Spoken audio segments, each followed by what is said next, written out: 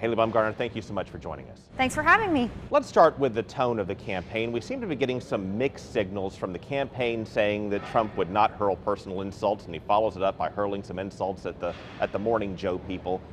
What's up with the mixed signals? I don't think there's mixed signals. I mean, look, we're very focused on message.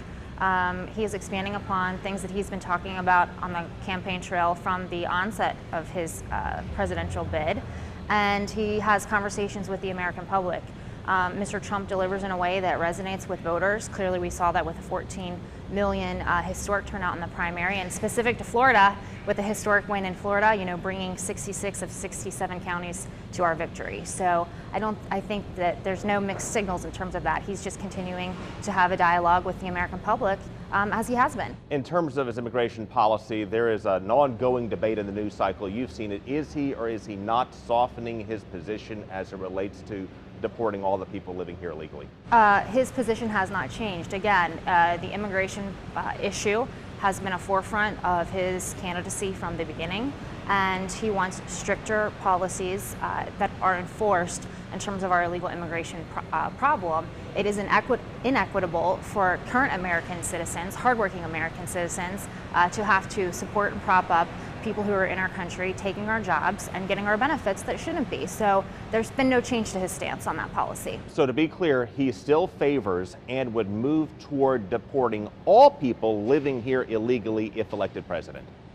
As it currently is, and as he has stated, he wants the laws enforced. Those laws are already in place. We have Customs and Border Protection, and we have ICE. They're not being enforced. Where he is in his policy is saying that we have to address the illegal immigration problem, and we're currently looking at ways of how that will be done specifically. Might that include any possibility that people living here illegally would be allowed to stay? I'm not going to speculate on that. What I am going to reinforce again and echo is his message, his stance. It is a major problem, not only from an economic standpoint, but from an illegal immigration standpoint. And so we'll be looking at that specifically and addressing specific ways as to how we could mitigate that problem. And will he be addressing specifics in Tampa when he speaks here on Wednesday? I've not seen an advanced copy of his remarks, so we'll all be excited tomorrow when he gets here.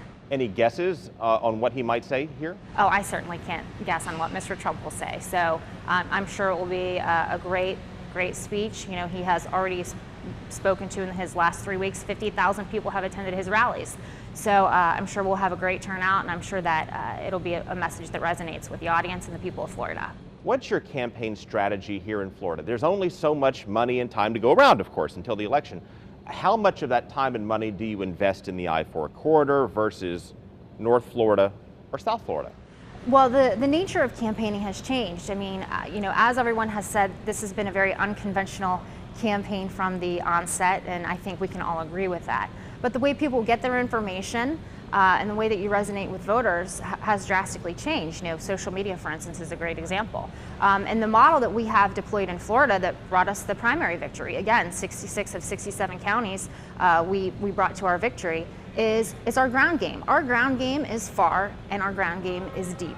We have representation in all 67 counties of Florida. We are about to deploy our mobile units that will be crisscrossing the state. We're going to the voters. This is not a bricks and mortar campaign anymore. We are actually going to the voters. And so that's where we're focused, and that's the type of strategy that we're implementing. And how many people do you presently have roughly on the ground in that ground game here today? We have, for example, 30,000 volunteers. That's huge. Just with our voter registration, we have registered 67,000 more voters than the Democrats. Comparatively speaking, if you look at Hillary's campaign, while she might be investing in a major ad buy, the fact is that she's just now starting on her voter registration aspects of her campaign. And that's pretty late to be doing that. So we're going to the actual people, but between our staff and our volunteers, we have a very large footprint. And that's 30,000 volunteers nationwide? Florida. Florida, 30,000 volunteers in Florida actively engaged doing different things for the campaign. Yes. Healy Baumgardner, thank you for your time. Thank you.